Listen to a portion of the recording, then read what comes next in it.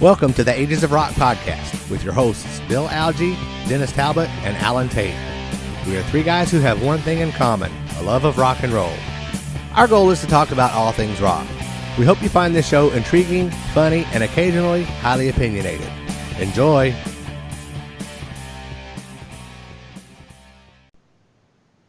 Hey folks, this is the Ages of Rock podcast, and as always, it's Dennis Talbot, Bill Algie, and Alan Tate here. This is episode number 184, and the Styx album Pieces of Eight had an anniversary a couple of days ago, so much to Bill's chagrin, we're going to review it. I was surprised, actually. Yeah, but before we do that, as always, we want to talk our normal nonsense and do our vinyl, their vinyl reviews, or what we found, or what. I don't even think we have a real name for that segment, do we? What Dennis found. Yeah. The only music news off the top of my head that I can think of is James Durbin announced earlier this week that he was leaving Quiet Riot. And, of course, Quiet Riot just recorded an album with James Durbin. So, Jizzy Pearl is back in the band. So, and didn't James Durbin take over and re-record the record that the guy previously sang but quit or got fired before it came out? Probably so. I think so. I think he did. That sounds correct. And you remember that? Remember on the DVD, the Quiet Riot DVD, the family tree just got another fork. Yeah. Actually, this one forked back and then kind of went around back again. That tree's got all kinds of shit going on. Man, I'm telling you. That makes the Kiss family tree look like it is not dysfunctional at all. Like no tree. I don't know if you guys also seen too. I guess people were questioning what happened with Durbin leaving and everything, and Jizzy coming back, and then they made the comment about, well, Frankie, you haven't been showing up at your last few gigs and what have you. They've been playing without Frankie on some of these gigs. What? Yeah. So anyway, he actually butted in, all caps. You don't know actually what's going on, and I don't have to explain to you why I'm not at these gigs, basically. But I am, because I'm mad now. So here's my response in all caps. That or his keyboard's broken. He's just all caps all the time. So I don't know. Hey, Frankie, you want to come on the show? I would love to have Frankie. I would like to. I'm sure if we actually tried, we could get him on the show. I love that. I like that DVD and that whole documentary. And he even makes fun of it. He's like, when he even says, I was in and out of the band at one point. The tree came out and he came back in. And that band's just been a complete. I mean, it's just it's interesting history upon itself as far as the people that's come and gone and people that and that documentary. If you haven't got to see that yet, you need to watch it. It's really good. Was it? God, I can't think of the name of it. Something I knew that was going to happen. It's a great documentary. If I only knew what it was called. And I've got it's downstairs. It's helpful. That's helpful. Yeah. Anyway. Well, you can Google it while I talk real quick. Yeah. Go ahead. Okay. Hold on. Go ahead. I'll tell you what it is. My favorite part of that documentary is when they're at the M3 festival, and Rat is playing, and Carlos Cavosa is in Rat, and you basically see Frankie chasing Carlos down, trying to get his attention, and it looked to me like Carlos wanted to be anywhere on the planet except right there. Right. Yeah, I remember I watched it, but it's been a while. It's called Well, Now You're Here, There's No Way Back, and it came out in 2014. Right. The funniest thing was the guy who was their bass player, who I guess recorded. He didn't record with them, but he played the whole time with them. And these people, one kid was getting a CD signed, and he grabbed it, and then the bass player started. He goes, "Was you on the album?" He goes, "No," and he goes, "I don't want to." It was Chuck. It was Chuck Wright. Chuck Wright. Wright recorded on. That's Chuck playing bass on Metal Health. Right. But the album that the guy had was a reissue or a reprint or Right. something, and it didn't have his name in the credits, so he wouldn't let him sign it. He wouldn't let us sign it. That It's that like I felt bad for Chuck, but that was pretty funny. that was very funny. But the whole documentary is really kind of fun, and the fact of it, him and Rudy Zarzo with those little dogs. It's like going, what the fuck is up with you rock stars and your little like chihuahuas and like the Paris Hilton dogs Your that they little carry yappy around. dogs. Yippies, yippy dogs. But anyway, no, I would like to have Frankie on. I think he'd be an interesting talk. To sit around and talk bullshit with him.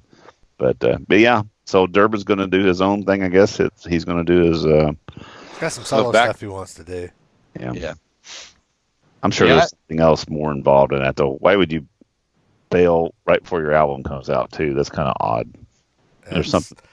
It is what it is, It's, Who knows? It's hard for families to stay together, let alone, Oh, yeah. Guys who really have no interest in staying together when they don't like each other. Yeah. Well, or they got different interests and they're moving in different directions. And right. Who knows? Who knows? I mean, who knows? Exactly. Now, it's hard to tell. There is another album that we should have reviewed this week because it has, as a matter of fact, today as we're recording this. Oh, what's that? Woo! Oh, you mean the Rush Signals tour? 44 years ago today, September the 10th, 1975, Kiss Alive. And we should call it Kiss Gets to Live after this because they were tanking hard until that album come out. That album, although, I mean, I've told the story a million times, but, walked into my friend's house. He's got that on a small 8-track tape player, and then the song was Hotter Than Hell, and I was like, what is that? I got to get me some of that. And I ran to the store to buy that album, and it wasn't there, but got Destroyer instead. So that was, Alive was that was the first thing I ever heard from Kiss. I was like, I need that. That sounds good. It's good stuff.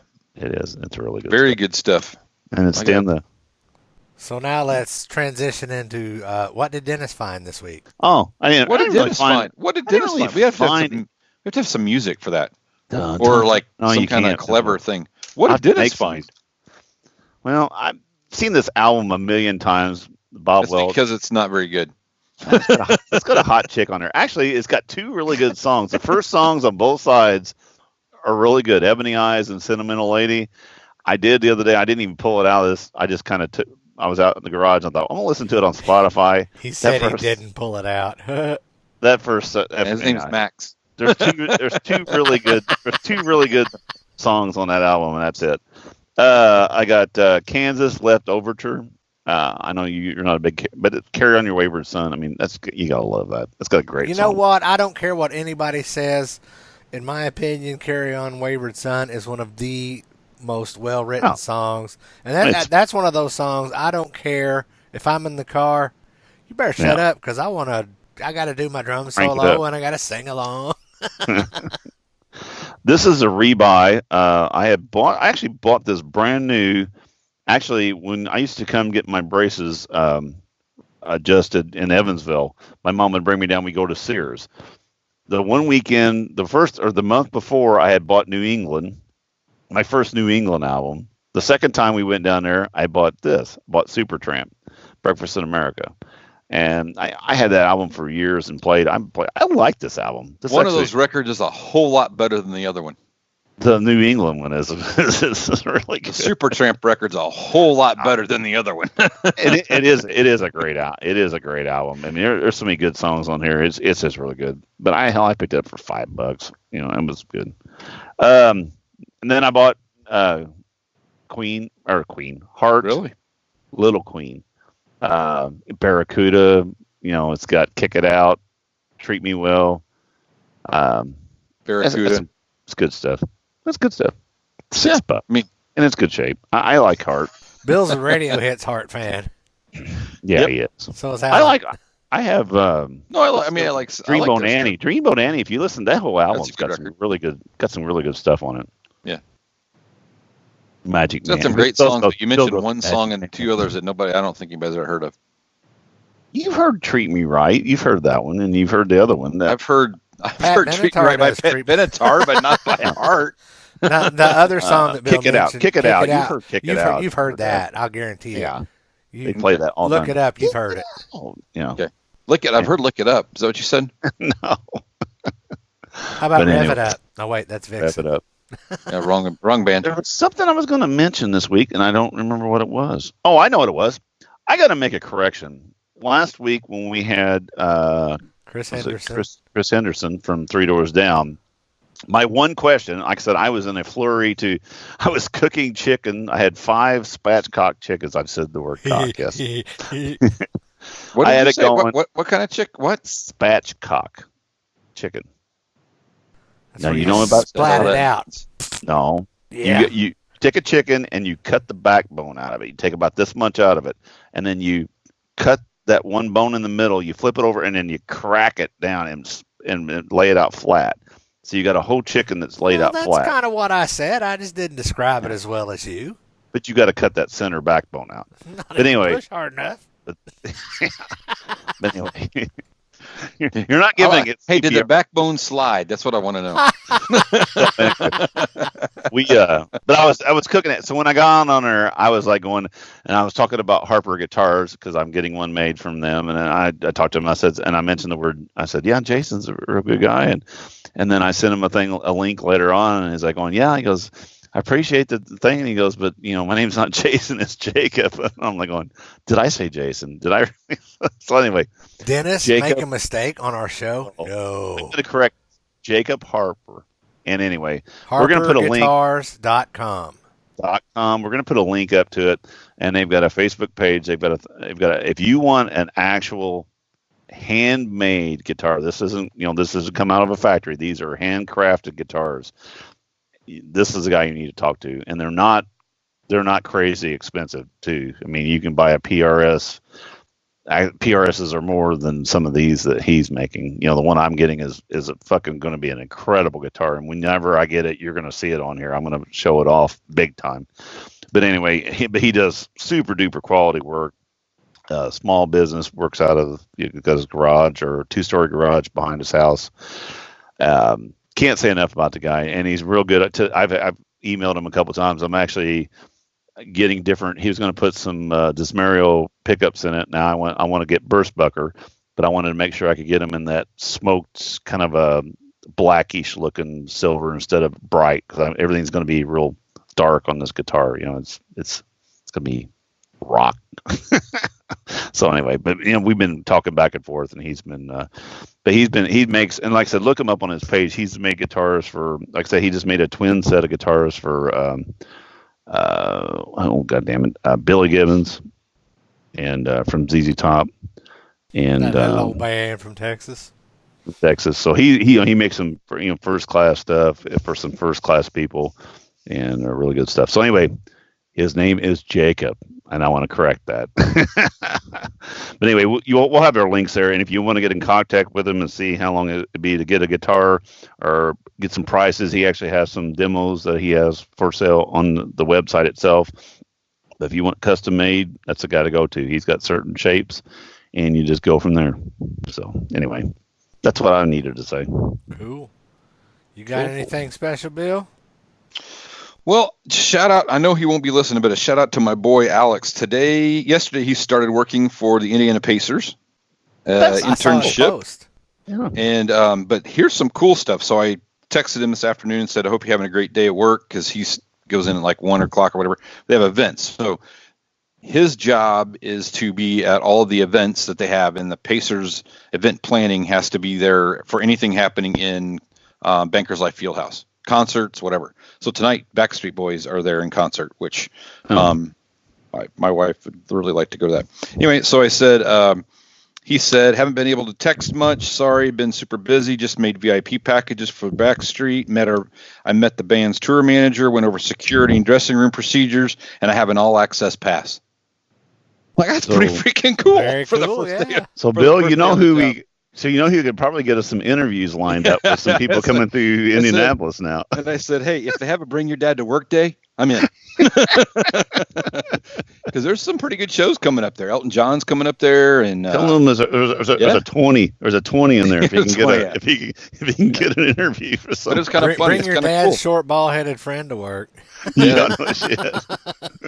It's pretty cool. So he's got that's awesome. Congratulations, Alex. It is. He worked 6 days this week because there's an event every day. So he's. You know what though? Have they fixed that sound there in that place though? It depends. It depends on where you sit. If you sit up high, it's horrible. If you sit up high, it's too bad. Horrible. Yeah. Horrible.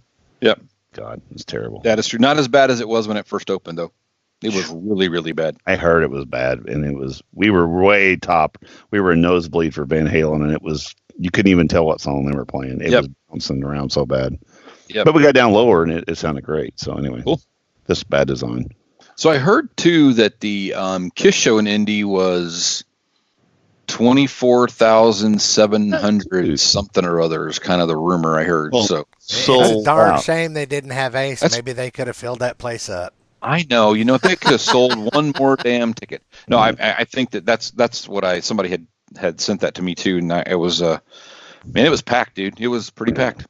So did they end up? Because when Alex told us they had only had 23 or 22,000. Yeah, so they must have sold the rest of them at the door. So they did sold a bunch. Yeah, I guess because it was packed, man. You were there. Oh, it was. Oh yeah, it was. Yeah, we were like all around. Yeah, it was bad. Yeah, vaping people all around. Oh, did you see? Oh, speaking of vaping, we talked about that last week. Right. Now they got people dying of vaping. Did you see that? I've heard of 3 or 4 deaths that were supposedly related. I know one guy that was probably set up to do it because he vaped that so much at night. I thought he was going to explode. But I've never vaped, so I don't know the ins and outs of it. I used to be a smoker, so I get it's a habit. People do it to look cool or whatever. But my understanding is, Jewel says that the people who have been sick and dying from the vaping have been using black market cartridges. So whether that's true or not, they're immediately throwing in the let's blame someone else. Oh, sure. Here's an interesting. Did you hear that on the news this morning? Though they said Warwick County their schools had a meeting last night, and he said that vaping was, skyrocketing as far as the kids use vapors. But they said on top of that, they said they were almost to 0 people smoking, and now smoking rates went up 70% in the Warwick County school systems. Well, if they're considering vaping smoking. No, they're considering the cigarettes. Now they're smoking cigarettes. No, I don't know. There's been like a boost in cigarettes. I don't know. All I know is healthcare, from healthcare perspective. Yeah, you're. Thank you very much. We appreciate the business. Oh my God! Oh, jeez. It's true. Yeah, I know. That's a good point. I guess. never gonna run out of patience. Well, nope. on that note, are we ready to start? You were going to talk about this? Oh yes. Yeah. Okay. Pieces of 8 was Styx's 8th studio album. Pieces of 8. I guess that's why they named that. I'm not sure. Right. I've got conflicting research. One source tells me that it came out September 1st of 1978. Another source says September 8th. So, at 8 years old, I didn't have a clue who Styx was. Right. So, just one of those dates might be correct, but it came out in September of 78. It peaked at number 6 on the Billboard album chart. Blue Collar Man and Renegade helped propel the album to triple platinum status. Right. It was produced and recorded at the Paragon Studios in Chicago, along with previous Styx albums, and I believe that was the last Styx album that was recorded there.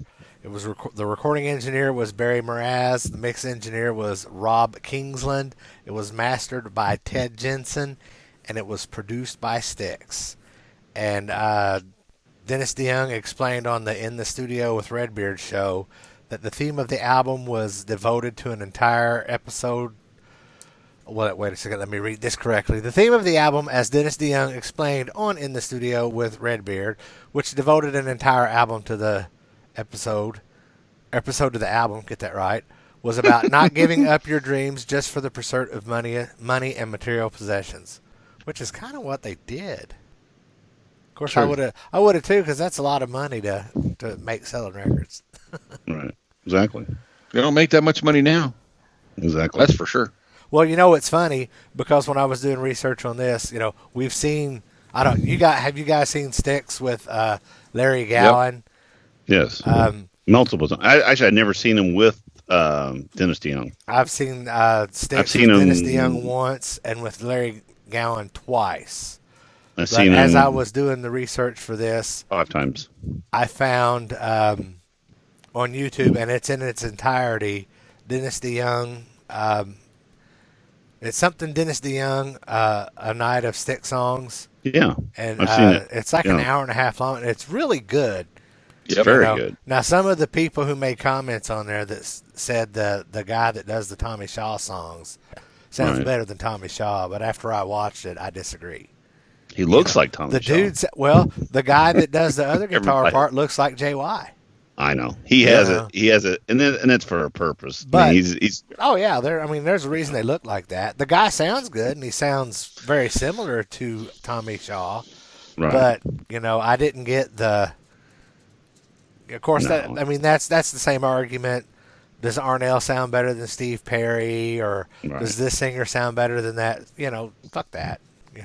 Watch the show. Watch the show. Enjoy it for what it is. Exactly. It'd be Yep. nice to see Styx get back together with Dennis DeYoung, but I don't ever see it happening. Yeah, actually, Channel. Go I ahead. don't think that's going to happen. No. Channel I 9 think that- actually had that a might- I thing think that recently. might They were happen selling before. that. Go ahead. They were Sorry. selling that disc, that DVD. Oh yeah. That Night It with Dennis DeYoung, and he was actually on the not Channel 9 here, but Yeah, on PBS. the PBS. Yeah.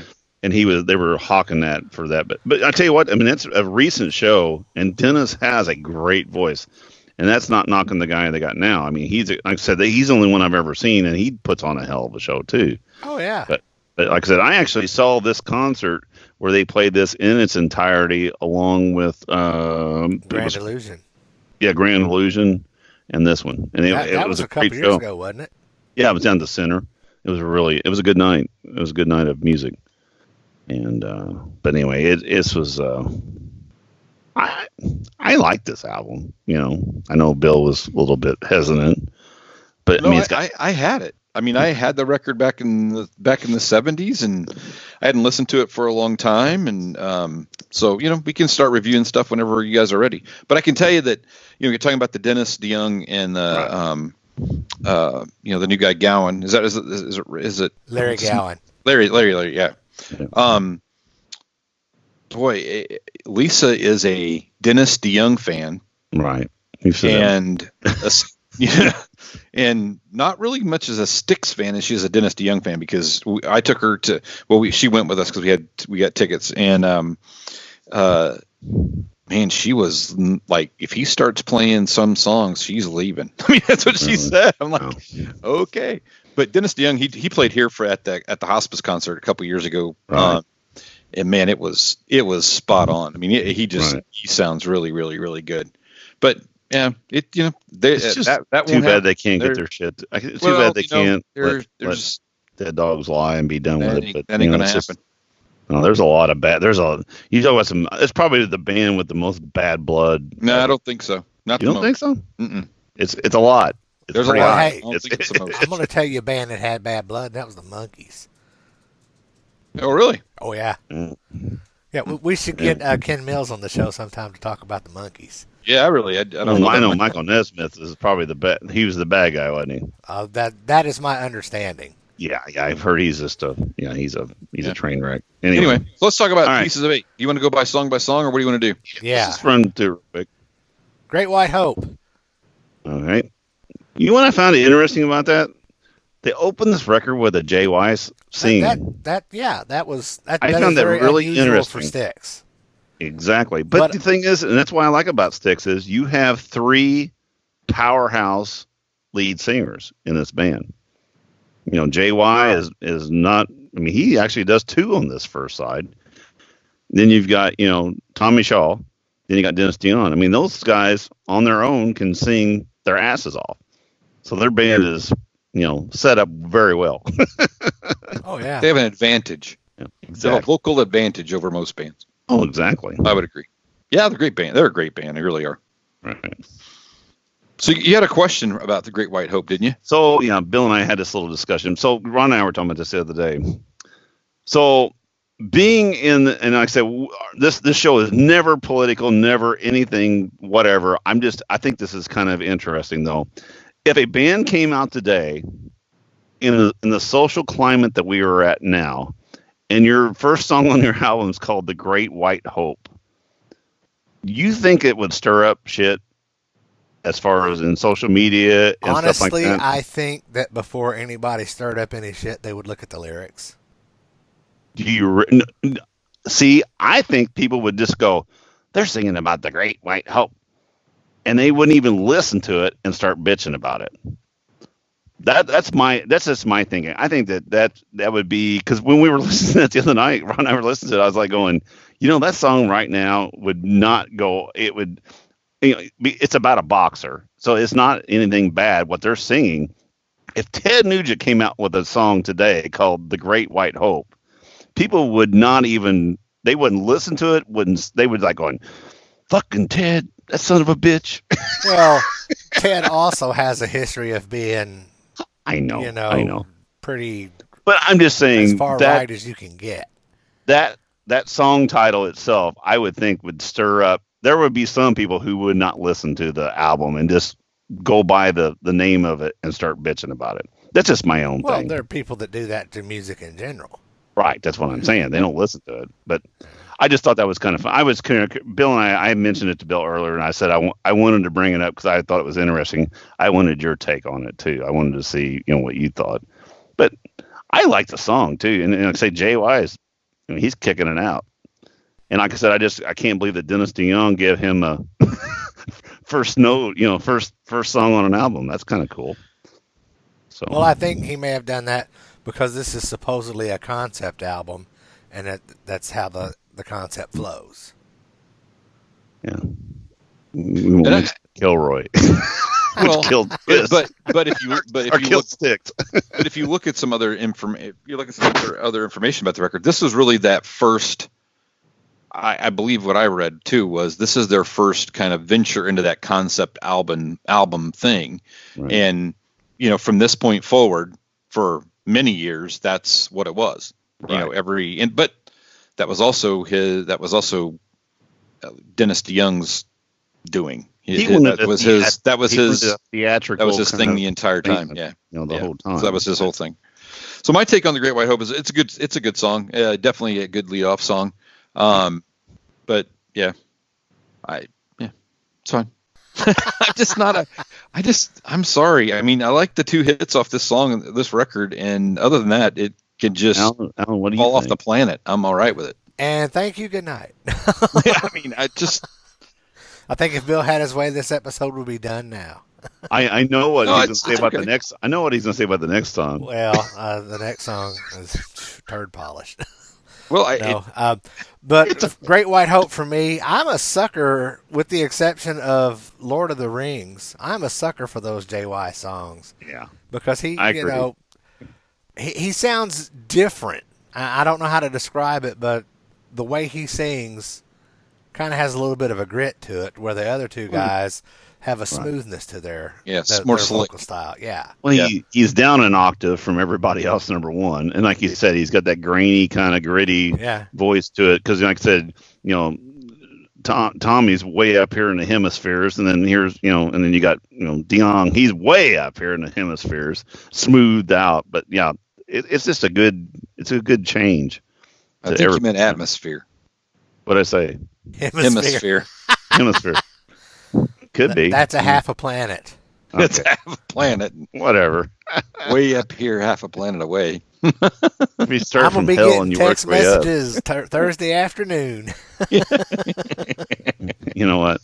Well, Dennis, this is my comic relief on Thursdays because one of my friends that listens is always like, and I know where he's at in the show because, he tacks along and points everything out and corrects us when we're wrong. Yeah, whatever. He hasn't had to correct us too much lately. Well, there you go. Until today, I'm sure I'll find something. He'll Okay, find good. some. That's okay. All right, Welcome song to the number show. two. I was thinking of Rush, so anyway. Song number 2, I'm Okay, written by Dennis DeYoung and James Young. Lead vocal, Dennis DeYoung. Well, it's okay. That's pretty much what I thought. I see. It is. There's that long. Is that the one that has the real long keyboard in the middle of it, to where he gets into Well, the? the song is over 5.5 minutes long, Yeah. so probably There's like, so. because that's what even Rod goes. We were listening to it. We listened to it together, my buddy and I, and the other one of the fourths of the hounds. 3/4 of the hounds. One of the fourth of the hounds. But anyway, he was like going and goes, Dennis has got, he must have, because he gave JY that first solo vocal, he must have just like, okay, this next song, I'm going to play the shit out of these keyboards. I'm going to make up for it. It is a long song. It's like, good Lord, it's what, 8 minutes or 7 minutes long? It's 5 minutes and 41 seconds. It seemed like 8 minutes. It's 8 minutes. It's a 4.5 minute song, It's and it 8 seems minutes like in metric time. There you go. when it's a 4.5 minute song and it feels like 8 minutes. Not my favorite song on the album. How's that? Yeah, that's probably why I hit the skip button. I didn't skip it. I listened to it. Yeah. Okay. Alan, It's okay. it's okay. All right. He nailed it. He knew 41 years later we were going to review it, and that was going to be our answer. There you go. Yep. Well, I'm okay. But anyway, I'm okay with it. Whatever. There you go. You can correct me now. All right. Song number 3. You got anything else to say about that, Bill? No. I think Bill's dead. He's not frozen. Oh. No. All right, moving along. Sing for the Day is the third song on this album, written by Tommy Shaw, sung by Tommy Shaw. 4 minutes and 57 seconds long. Yep.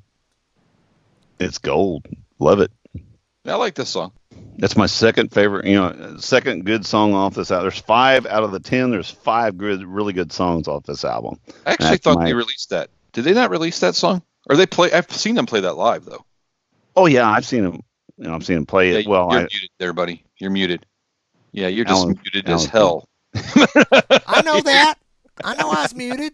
You don't want I to mean, know I've what seen was it. saying? I've seen it because I've seen the concert in its entirety. But they've done that in other concerts. Yeah, I've seen him do it before. That's why I'm that's pretty sure other when I saw them in '97 with Dennis DeYoung, I am pretty sure they sang it that day.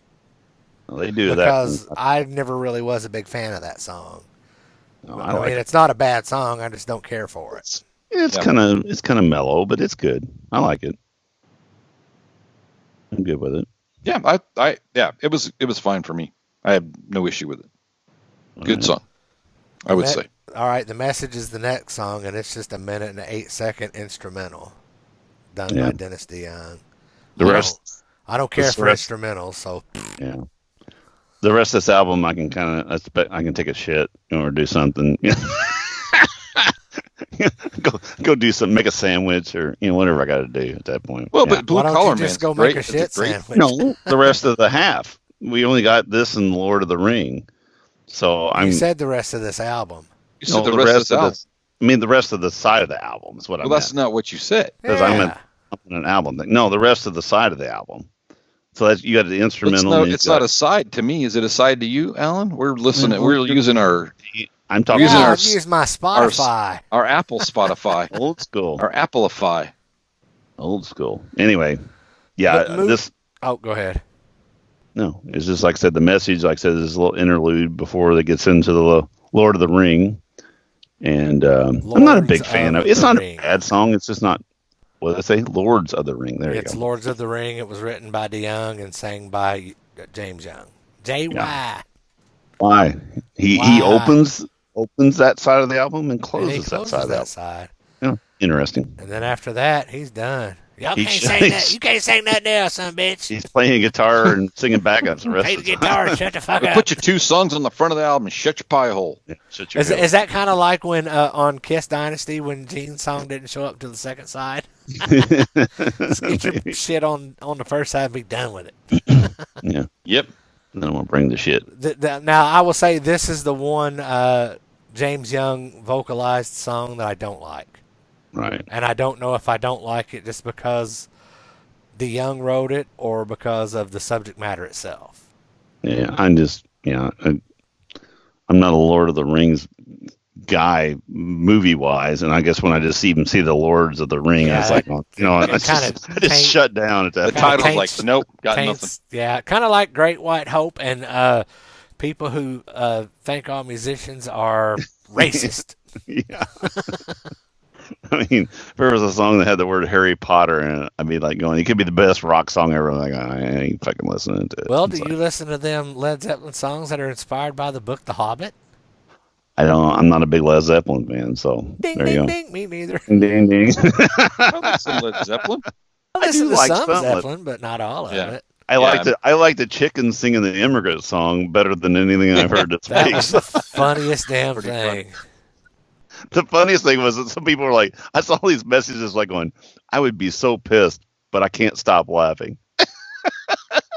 That's my business partner Benny. Is the one that said But there's that. but there's been some. No, I was looking at other people's like comments on other wherever I shared it from, and the same thing. People were like going, I'd be so mad because I'm such a fan, but this is fucking funny.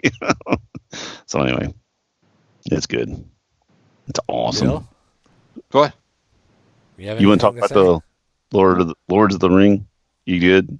Yeah. Done. You Okay. guys are doing a great job. All right. I'm just playing along. All right, Let's- flip this album over and let's hit side 2.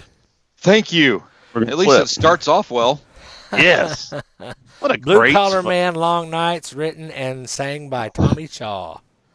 What a fucking great song. They actually put the best side of this record on the B side.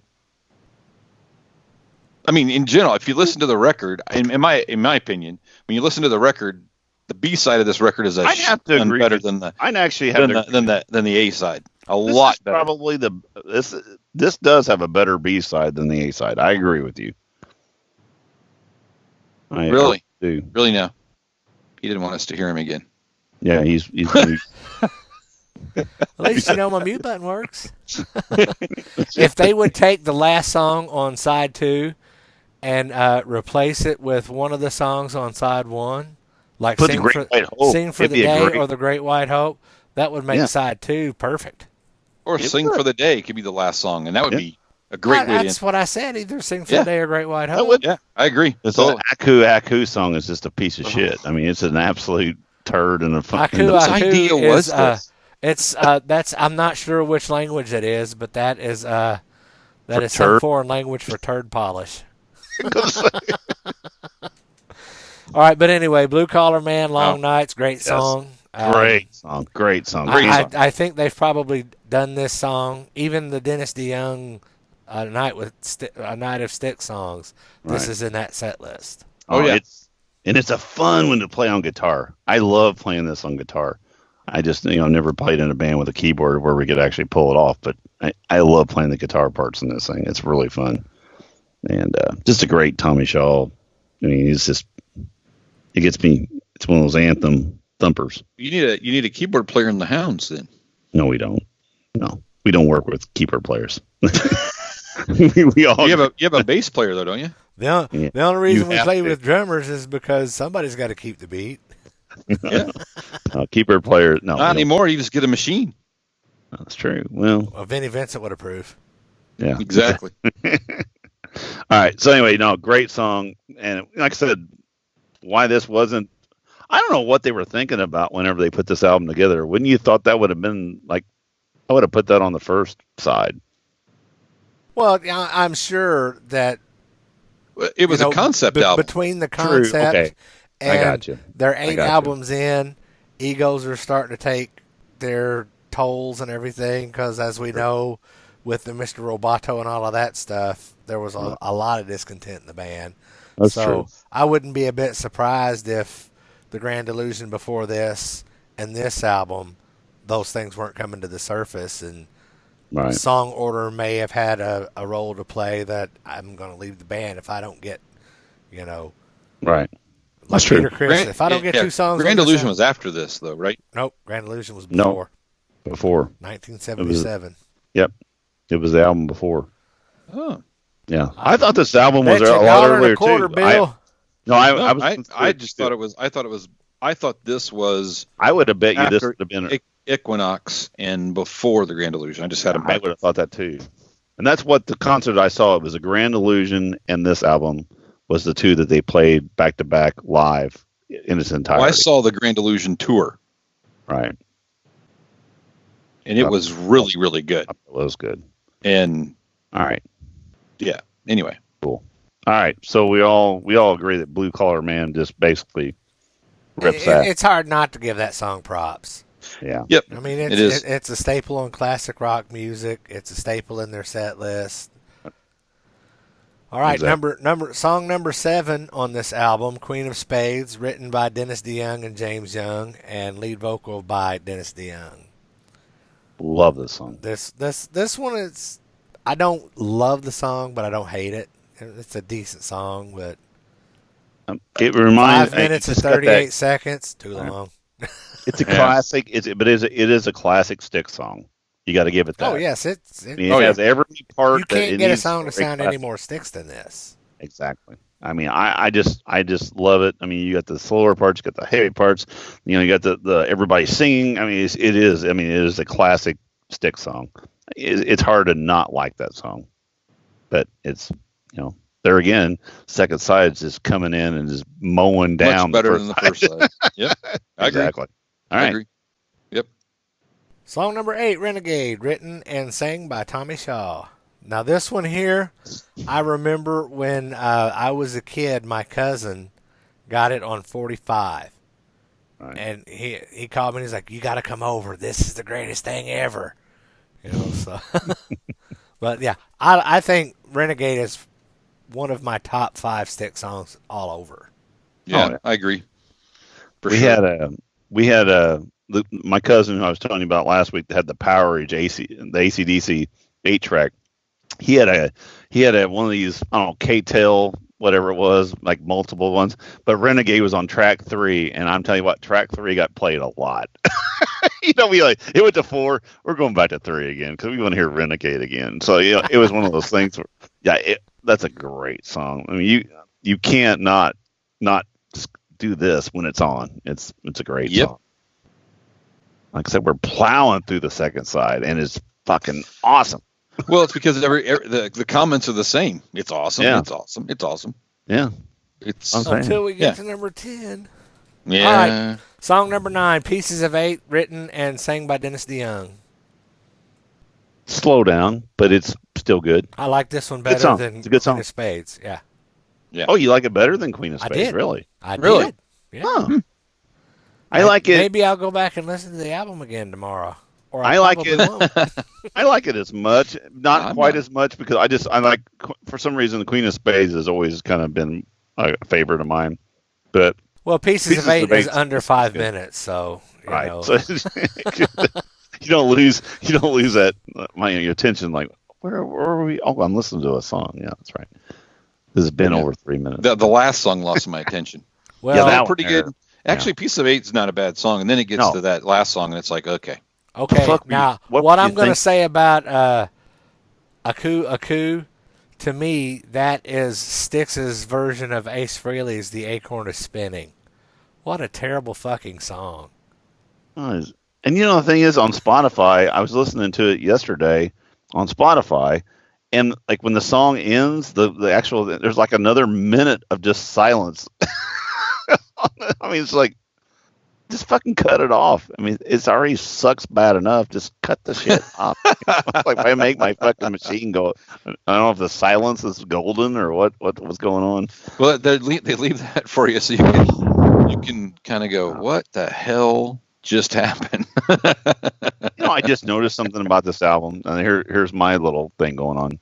So this was released from A&M Records. Yep. Do you know what the A stands for? I learned it this week. Asshole. Artist. No. He was half of the person that owned this company. Herb Albert. Oh, that could be. Yeah, that makes sense. And that makes sense with the horn and the little trumpet. Yeah, or trumpet. Yeah. So anyway, Herb Albert was the A of the M. And I don't know. They said who the M was. I was listening to Mancini. No, it wasn't Henry Mancini. It wouldn't be that. I'll find out who that is. I'll tell you next week. Ronnie Montrose. But we were. But no, I was listening to. I always listen on the weekends when we're driving somewhere. The '80s channel on Spotify has all the original VJs, and they were talking about Herb Alpert had a hit back then, and he was the A in the A&M, everything. But That's pretty cool. here's another thing I want to real Good quick. trivia. I hope you're right on that, because otherwise someone's going to. No, I am very correct, because you know who told me that? Nina Blackwood. Nina She Blackwood. wouldn't know. She just came in from smoking 5 cigarettes, and then she's telling us now about Herb Alpert and his. Every time we get on her, Going to hell, dude. they go through all these fucking VJs, and every time Nina comes on, Kelly like going, her voice just sounds so ragged. I'm going to tell you, from the 80s to now, if you didn't know it was her, you would not. Right. You would not recognize that as being Nina Blackwood. You don't even recognize her voice hardly anymore. I mean, That's what I'm she's just saying. she's just like that, and she's just like 1 minute away from. Wow. On that note, we what's probably the, ought to wrap what's this the- up. What's the South Park guy? Oh. The I vibrating don't know that box. guy's name. You know what I'm talking So, about. shoot us. Is there shoot anybody us we a haven't message. left? We have enough. Anyway. No, I like all the harder on original that. VJs. We Yeah. listen to that stuff. Anyway, love Back this to album. Pieces of 8. Love Tell this us album. what you think. Do you like the album? Do you not like the album? Do What you did we get think wrong? our opinions are spot on, or Dennis is full of Yep. shit? Yeah, Dennis DeYoung. Dennis DeYoung's full of shit. Some Dennis that we know is full of shit. And for the record, Dennis is the one that picked this record for us to review. No, I picked it. Oh, that's right. You did. I Oh, told that's you that good. in that text You message. did. He you was did. busting Dennis's balls, and I'm like, I got you back, D. I got you back. So I was. Here's what's funny. So anyway, Bill was bitching about having to review this album. So I go, well, look. So the day after, Signals came out. Rush Signals came out, and I'm like, we ought to review this record. And Alan sent me the little turd envelope. And then I saw like the next day it was the 40th, the 44th anniversary, or the 40th Yeah, or 44th 44th. of the Kiss Alive. I'm like going, that's the one we should have been talking about, but we already. Yeah. Well, You there already really put isn't a mine. lot to talk about. There really isn't. This is pretty easy, right? Yeah. Kiss a Live record's pretty easy. Good, Gold. good. Put it down. There's not a bad song on there, man. So, Kiss had to cancel one of their shows, and of course, somebody said the tape machine broke. They've rescheduled 2 shows. I know, Yeah, but they they rescheduled. said the tape machine broke. Somebody commented on it. Yeah, that's Because fine. I'll have it up and running for the next one. So But the anyway, thing is that show is like September 20th, so it's I know. 2 weeks away still, or 10 I days know. away now. By now, You know what? The only thing on some of these things where when you're buying tickets a long time in advance, and some of these people are flying in, God damn it, we're flying in. That's a lot of that sucks when shit like that happens. Wait, wait. That's one nice thing about buying, and it sucks that you have to do that, but buying travel insurance for stuff like that, Right. at least you have that option now. Back in the day, if you bought a ticket, they didn't refund your money for an airplane ticket, or if you missed your flight, fuck you. Too bad. Yeah. Yeah. But if you do, will they do that for an airline ticket? If you take the insurance, if your event gets canceled, you can buy travel insurance in case you Yep. can't make the flight or you cancel or whatever. I knew you could do it for Yeah. hurricanes and shit like that, but you could do it for an event cancel. I bought it for I did not know that. Noah's When you flight buy home at travel Thanksgiving. insurance, you can cancel for any reason. Yep. Really, I did not know. And that. it's not bad. So I bought it for Noah's flight home for Thanksgiving, and it was $22. Oh, that's not bad at all. Like No. for $22, you can secure. Yeah, okay, I'll take that because it's in November, and God only knows what'll happen. And because that's what that happened to us. Like I said, with that Foo Fighter deal. But unfortunately, we had bought tried to get the cheaper that was just hotel. rooms. Yeah, The whole point is, that was $400 between the two of us. That was $400, almost $500 in rooms that we spent that we would have actually drove back home that night. but one of us had more fun than the other. I had a great time.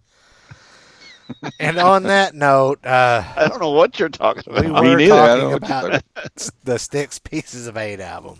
All right. Check Y'all it out. know the routine. Go to agesofrock.com. Check us out on Stitcher Radio, iHeartRadio, Player.fm, all of the other places you can find us. Check us out on social media. If you haven't liked us on Facebook and Twitter yet, please do so. Who cares? Yeah, well, Twitter. pretty much. Twitter. Well, Go look our Twitter, at Randy. Our Twitter gets one post a week. Go to Randy Quaid's Twitter account and look at his videos. So That that has dude- absolutely nothing to do with the show. No, what no, are no. you talking about? Randy Twitter. Quaid has lost his fucking mind. Yeah, and Never look had at his Twitter. He never What's had his- a mind. All right, but that was what's a his Twitter swerve. account? And Thanks for anyway, taking us out, Alan. on that note, peace out, folks. Love y'all.